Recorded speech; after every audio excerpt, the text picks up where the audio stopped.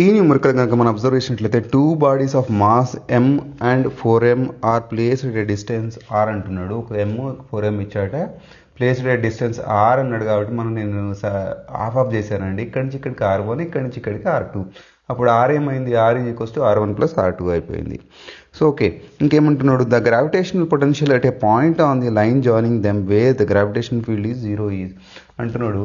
ఈ line joining మీద ఒక పాయింట్ తీసుకొని అక్కడ గ్రావిటేషనల్ పొటెన్షియల్ ఎంత అన్నాడు అడుగుతున్నాడు అండి. దానికోసం ఏం చేద్దామంటే ఈ r1, r2 వాల్యూస్ తీద్దామండి. ఎలా తీద్దామంటే గ్రావిటేషనల్ ఫీల్డ్ యూజ్ చేసుకొని ఎట్ ద పాయింట్ దగ్గర మనం ఈక్వేట్ చేసి r1, r2 తీయొచ్చు. మనం gm/r1² దీనివల్ల ఈ మాస్ వల్ల మనకి gm/r2² మనకి m వాల్యూ ఎంత మనకి 4m కాబట్టి 4m పెట్టాను. So g cancel, mm cancel, మిగతా మిగిలింది ఇక్కడ 1/r1², 4/r2². ఇక్కడ నుంచి ఇక్కడ తీసుకొస్తే r1 వాల్యూ మనకు వచ్చేసి r2/2 వచ్చేస్తుంది, అంతే కదా.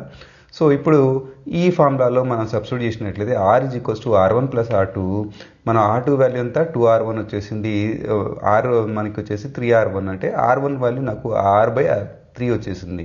అదేవిధంగా ఇదే ఫార్ములాలో మనం ఇక్కడ ఇదే ఫార్ములాలో మనం r1 వాల్యూ కనుక సబ్స్టిట్యూట్ చేసినట్లయితే r2 వాల్యూ వచ్చేస్తుంది మనకి, ఓకేనా.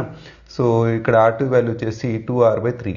ఈ రెండింటిని యూజ్ చేసుకుందామండి potential at a point p దగ్గర మనం పొటెన్షియల్ అబ్జర్వ్ చేసినట్లయితే ఇక్కడ సో దీనివల్ల వచ్చినటువంటి -gm/r1, దీనివల్ల -4m/r2 మనకి, ఓకేనా. సో ఇప్పుడు r1 వాల్యూ ఇక్కడ తీయొచ్చు కదా మనం, r/3 పెట్టేసేయండి. r2 వాల్యూ ఇక్కడ 2r/3 పెట్టేసేయండి. ఇప్పుడు ఇది పైకి వెళ్తే 3gm/r వచ్చేసింది. ఇక్కడ 2 2 4 అయిపోతుంది, ఇక్కడ 3 2 6 అయిపోతుంది, అంటే 3 2 6, ఇక్కడ 6gm/r అనేది వచ్చేసింది. ఇక్కడ మనకి ఇక్కడ కామన్ ఏముంది, gm/r తీసినట్లయితే -3 -6 ఏముంది, -9 వచ్చేస్తుంది.